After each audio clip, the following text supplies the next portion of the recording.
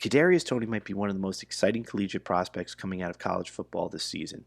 Standing at 6 foot, 193 pounds, the Florida product was drafted 20th overall by the New York Football Giants.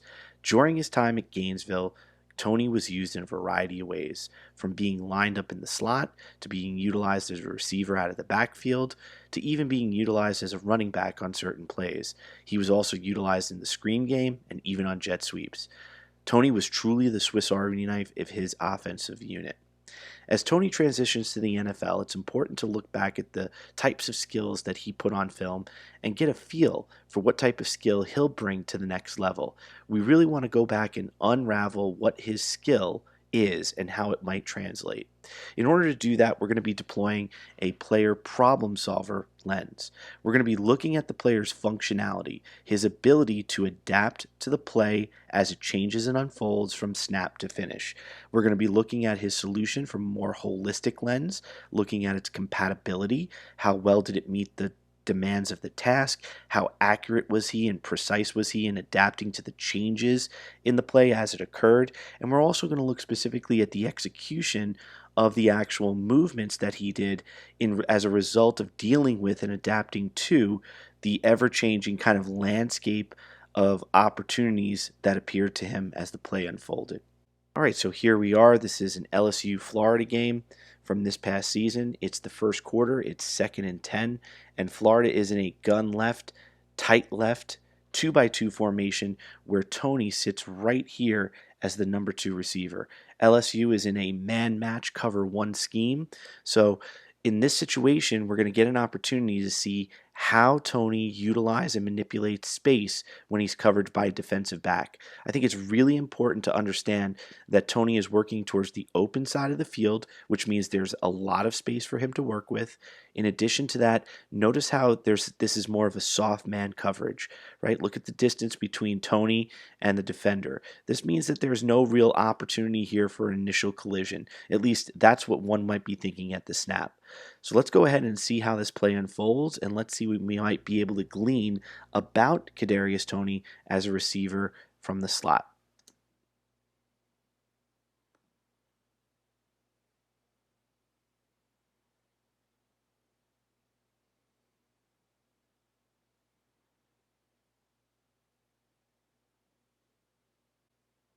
All right, so let's take it right back to the beginning and let's take a look at what we might be able to glean about Toney and his problem solving capabilities from the slot position. First of all, I think the biggest thing to kind of appraise here is the compatibility of the solution. Was the solution adequate in meeting the task, and was he accurate in terms of meeting the actual changes in the problem as it unfolded? And you could see as he's going through his actual rep, you could certainly see that he is absolutely solving the problem correctly. There's an adequate solution here. He's getting separation. He's maintaining that separation throughout the stem of his route. He's clearing, making a good passing window for his quarterback. He's able to make the catch, and even after the catch, he's able to get some yards downfield. In terms of the accuracy and precision with which he actually adapted his solution to the changing landscape, what actually changed here? What changes is the distance between him and the defender. So notice as the distance between him and the defender change, as this defender settles, you'll notice that Kadarius Toney shows a good sensitivity to that interpersonal distance, and he shows a good exploitation of how this change in distance can really support him in terms of creating separation. You'll notice he varies his tempo, he tests the leverage of the defensive back, and then this really puts him in the driver's seat of using that explosive strength in his lower body to accelerate past the defender and gain the necessary separation he needs to create a passing window for his quarterback. So he definitely adapted very, very well.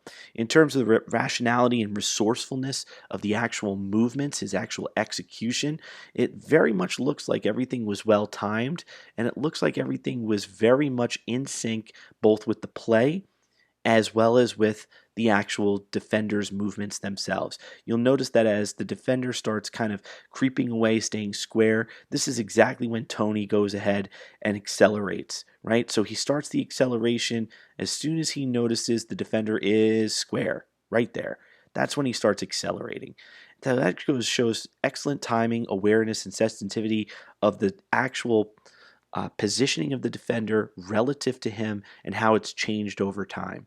So when we talk about, problem solving, we talk about being aware of the information as it changes and the player adapting and exploiting, meaning taking advantage of the opportunities as they unfold. Well, he did a great job here creating some opportunities with both his tempo as well as attacking leverage, but he also showed great recognition of the defender's kind of flat-footed square nature, which he knew that he had the capacity to exploit with that explosive strength in his lower body. So we see a very, very, very well-attuned route runner when it comes to this scenario where we have off coverage, the defender in a little bit of a less than press set, giving some room. We see that Toney is capable of exploiting the stem, and he uses this idea of tempo manipulation and leverage manipulation, as well as he combines it with his explosive strength to really gain separation on his defender on the deep areas of the field. So what we want to do next is we want to look at a similarly behaving problem to see if Toney does in fact incorporate this. Is this something that he continues to kind of use as a movement solution? Does he show control? Does he show the ability to adapt the solution to a different circumstance? What does it look like in other scenarios? So let's go ahead and take a look at a very similar case. All right, so here we are at the SEC championship game. It's Alabama versus Florida. It's the first quarter, 10:13 on the clock. It's 3rd and 7. As you can see, Florida is driving. They're at midfield, so there's this opportunity potentially to take a shot. Alabama is in their man-match cover one scheme, and as you can see, Florida has an empty 2-by-3 formation with the tight end on the right, and you can see Toney is lined up again in that number 2 position. And notice in this particular one, it's about the same type of situation. Again, it's not the precise same situation, right? No problem is perfectly exactly the same as the previous. However, there's similar informational elements to this problem that make it very similar to what we had just seen. We are in a man match situation. We are playing against a DB that is giving us approximately a 4 to 5 yard cushion. And we're going to go ahead and see how Toney attacks this particular situation and see if he kind of not resigns himself, but let's see if he shows the same level of sensitivity to attack the defensive player and gain separation in a very similar way. Let's see how he does that.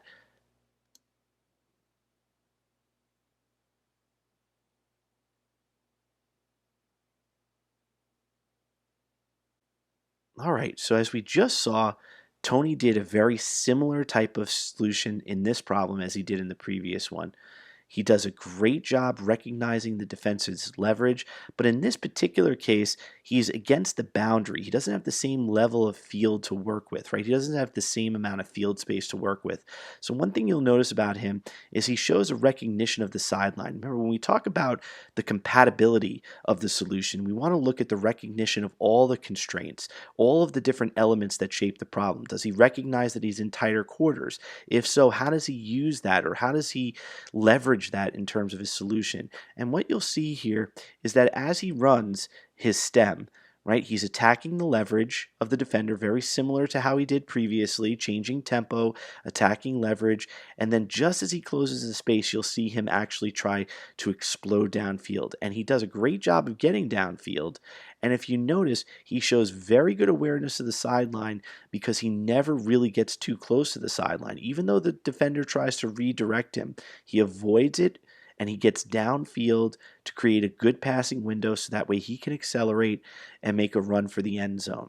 So you never see him really get caught off guard by the sideline. He does a nice job shaping and manipulating his stem to not only match the behavior of the defender, but also to match the other constraint of the play, which is the proximity to the sideline. He does a great job keeping that passing window open and wide for the quarterback to throw into.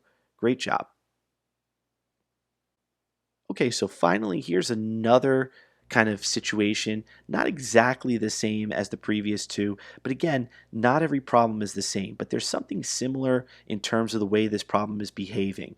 Although he's not lined up in a receiver position, he is lined up as a running back out of the backfield. And in this particular play, They're in a gun left 3-by-1 bunch set, and Toney is the running back, so he's right here.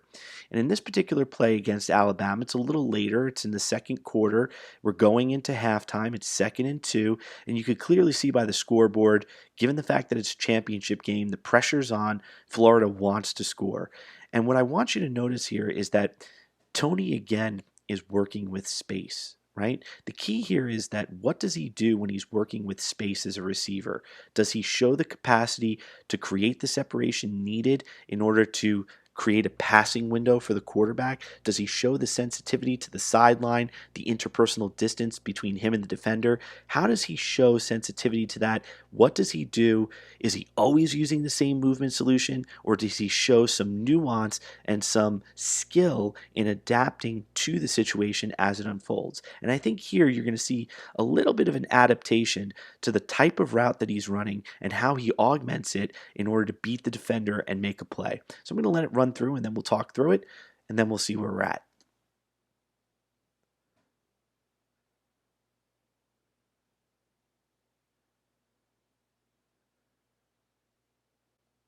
So this is a completely different play than the types of plays that we recently saw from Toney. Obviously, he's running around out of the backfield. The alignment is different, but the way in which he utilizes and manipulates space is different because of the route that he's running, and obviously because of the leverage he has on the defender. So he's working out of the backfield, and this is what I like right here about Toney. He does a nice job really selling the arrow route, right? That sideline route that he's going right out to the sideline. And I love that he just digs in that right outside foot. He digs in, plants, and cuts right across the body of the defender. It's hard to see because it's a little bit hidden behind the 2nd and 2 scoreboard, but you notice by the helmets, do you see how Toney immediately gets to the back hip of the defender?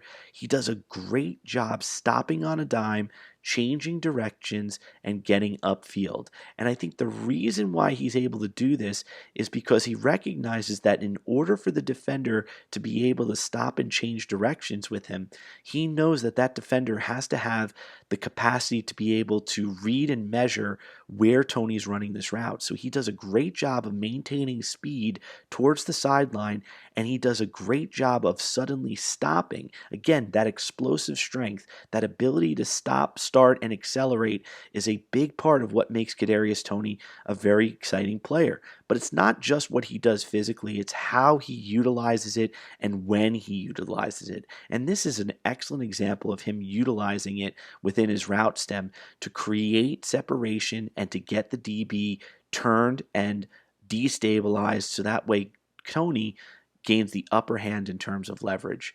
Does a nice job right here cutting off the back of the defender. And he's completely open, ready for that pass, and he's able to make a play and get downfield. In these next few exposures, we're going to take a look at a couple of areas where Kadarius Toney really has some room for development as a wide receiver. So here we are. We're playing against Carolina. Okay, it's the beginning of the season. It's 14-31. Florida is obviously handily in the lead. It's the third quarter. It's 3rd and 9. And you can see that Florida is currently in an empty 2-by-3 formation with Toney at the number 3 receiver. And South Carolina is sitting in basically a man situation. And what we're going to see is here's Kadarius Toney, the number 3 receiver on the right-hand side, and he's matched up with this defender right here.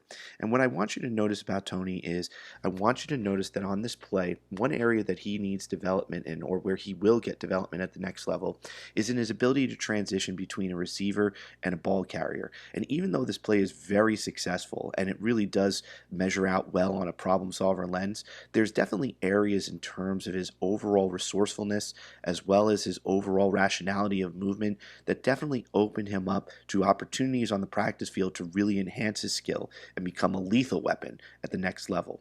Here we go. Let's take a look at this play and see how it unfolds.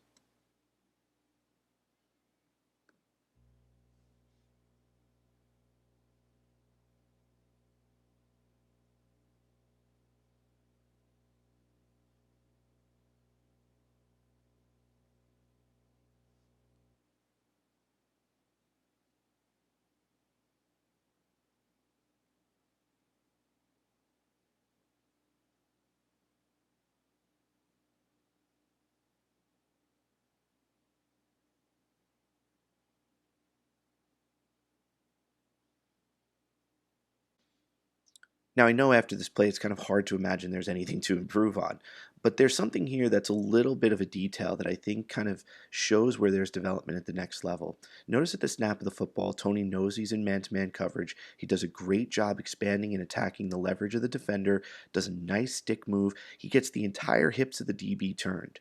He has right now complete and utter open field, right? There's space forever here. There's nobody trailing him. He knows he's wide open. There's almost no concern on his part for any type of collision to occur. He's catching this football and he knows he has miles to run. And as he catches this football, I want you to notice in real time, as he catches this football, he turns upfield right there. Right there, you could see that. Notice how his arm kind of flails out here a little bit. He's losing his balance. He's losing his balance ever so slightly getting upfield. Now, you might say, well, that's kind of a nitty-gritty thing. It is. It is a nitty-gritty thing. But what it shows me, though, is that his transition from being a catcher on this high-speed change of direction route, this kind of little slant route, his ability to change and transition from a receiver to a ball carrier seems a little bit unsettled for him. It seems like it's something that he still requires some development in. And these are things that we can practice and practice, right? We can be catching footballs and having defenders trailing us at different speeds or entering at different angles. Maybe somebody's coming from this angle, so that way we can constrain his movement a little bit, force him to get downfield faster without this kind of dramatic turn. And this could help him because in the NFL, we know that the timing and space is a lot more constrained and tighter than it is in college. So this little stumble here may seem like nothing, and I would say normally it is nothing unless it was something that kind of showed up in several occasions. So it kind of does, and I want to show you some other exposures where this does occur. And again, this is just my insight. You can be obviously the determining factor, but this is an area that I would point out as, let's go ahead and work on passes that are on high-speed change of direction routes with defenders trailing in at different times and also at different speeds. So that way we can really get you as a player to be sensitive to this type of information and get downfield. So let's look at another play. All right, so here we are, LSU, Florida. We got LSU up 14-10. It's in the second quarter, 3:54 left on the clock. It's 3rd and 5. You can see Florida is in a gun left 3-by-1 set with Toney as the running back in the backfield. And this is a man situation. LSU is going to be covering him man-to-man out of the backfield. And I want you to notice here that watch what happens in terms of Toney's comfort level in terms of receiving the pass on this out route, on this arrow route. Look at how Toney receives the ball and then for a moment kind of forgets where he is. And it's not because he's not aware, it's because this transition from a receiver to a runner after the catch seems to be an area of development for Toney at the next level. Let's go ahead and take a look.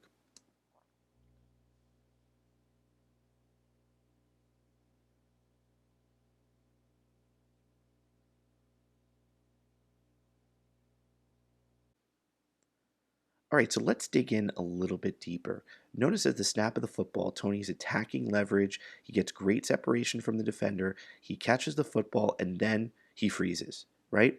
I mean, he's a player that's outstanding in tight spaces, but notice in these open spaces after a reception on a route, right, he's got to sit there and think for a little bit and collect himself and reorganize himself and kind of orientate himself to the situation and the problem as it stands. Notice he's looking away from the defender, looking towards the middle of the field where he wants to attack, and notice right out of the gate, he stumbles a little bit. I mean, this is a player who has tremendous short area quickness, short area capabilities. He really is outstanding on his feet. He's incredibly balanced. But here in this exposure, he stumbles.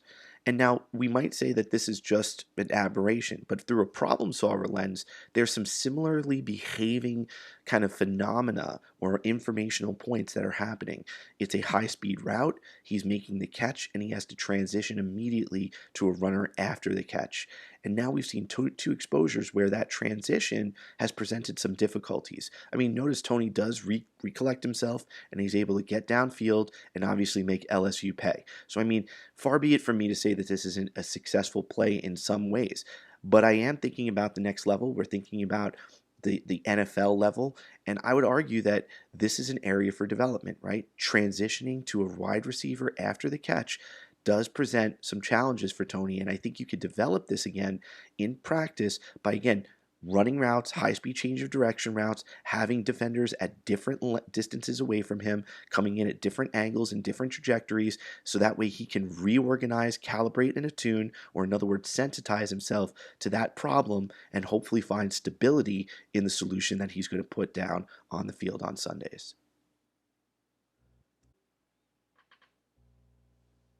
Okay, one more area to point out in terms of Toney's development at the next level is you might see that during plays where he experiences collisions throughout his stem, really does again kind of challenge his solution. It really challenges his ability to solve problems.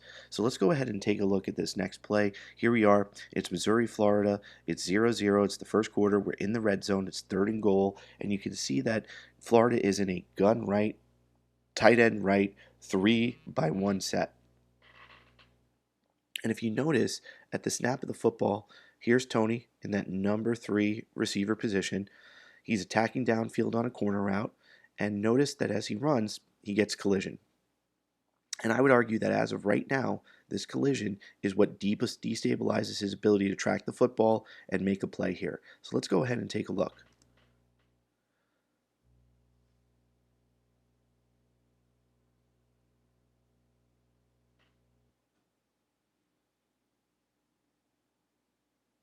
So again, take a look here at the route. As he gets off the line of scrimmage throughout his stem, he's attacking the leverage of the defender, does a nice little stick move. There's a little bit issue of timing, you might argue, right here, right? You might say that that stick move is a little bit early. But again, this is an emerging situation. Toney's coupling his movements to what the defender is showing him. And right now, the defender is very statuesque. He's not really moving. So Toney is probably in a kind of an area of indecisiveness, trying to figure out what he could do to kind of get separation that he needs. And as he starts to kind of accelerate out, seeing that the defender is flat-footed, knowing that that's something that he does when he does have space, he sees that the defender gets into a collision with him, right? And this collision right here, you could see how Toney loses his footing for a moment, right? Look at that angle that he has with his back and his lower body. He's losing his stability in terms of his running.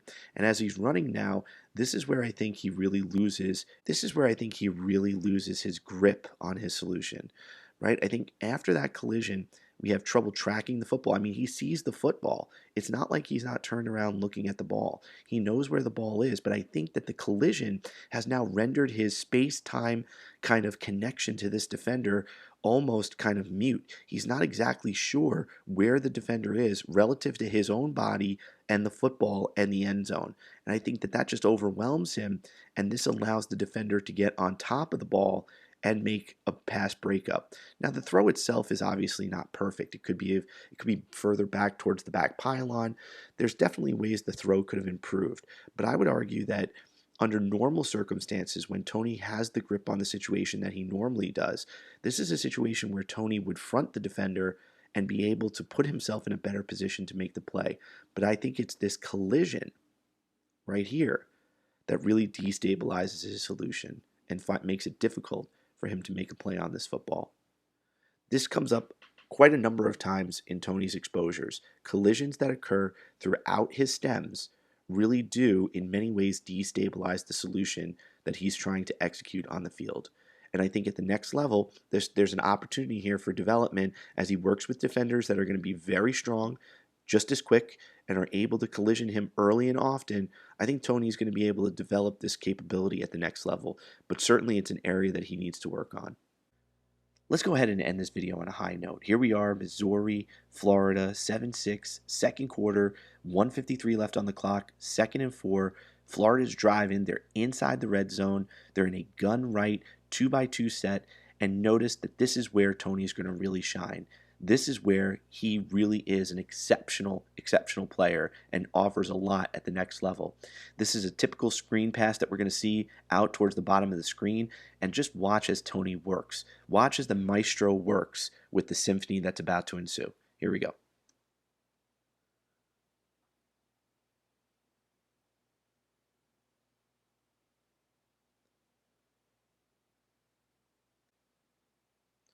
You can truly see how this is really where Kadarius Toney shines, and this is where I think he'll shine at the next level. On screen plays out to the flats, notice how Kadarius Toney can operate at will. And you might say, well, what's different about this play? Well, what's different is Kadarius Toney is not on the move, right?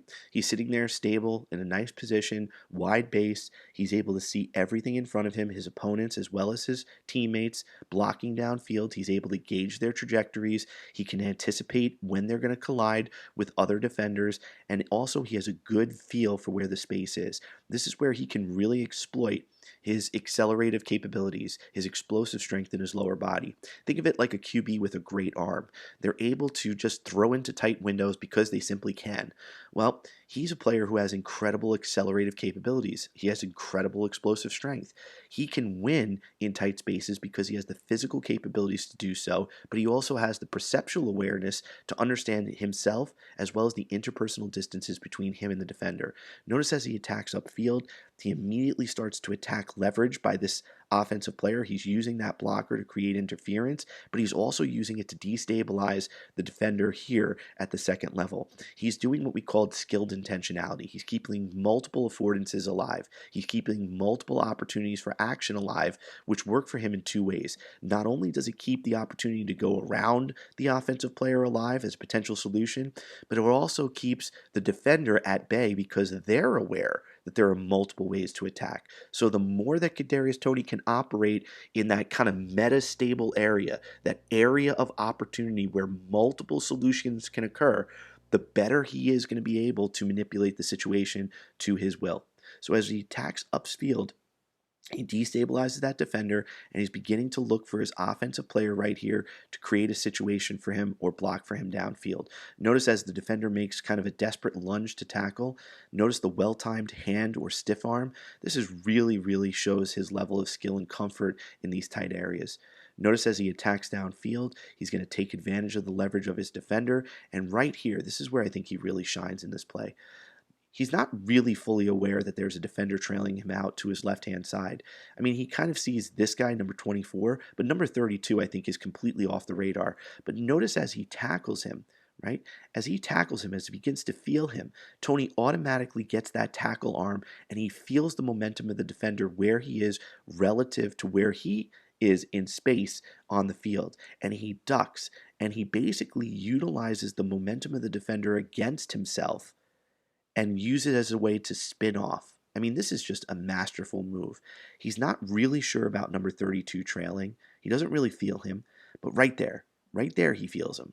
And he's able to gauge, just with that connection between the hand and the helmet, he's able to gauge exactly where that defender's momentum is coming from and how he might be able to use it and exploit it. He's able to duck and use that momentum almost to allow the defender to throw himself over his back, and then he's able to use that momentum to spin out. So he not only is able to use it as a way to defeat the defender by using his momentum against himself, but he's also able to action that momentum as a way of spinning out of the collision into the open field. And he does so right in time with his blockers to find the end zone. Now, I know people are going to say there's a luck to this. This isn't luck, this is skill. But skill is about being able to adapt to the unpredictable. And right here, this is unpredictable. How to utilize that force, how to mitigate that force and allow it to work for you is a truly skillful maneuver. He's able to duck, use that momentum against him, spin out, and get downfield. Again, this is truly where Kadarius Toney shines.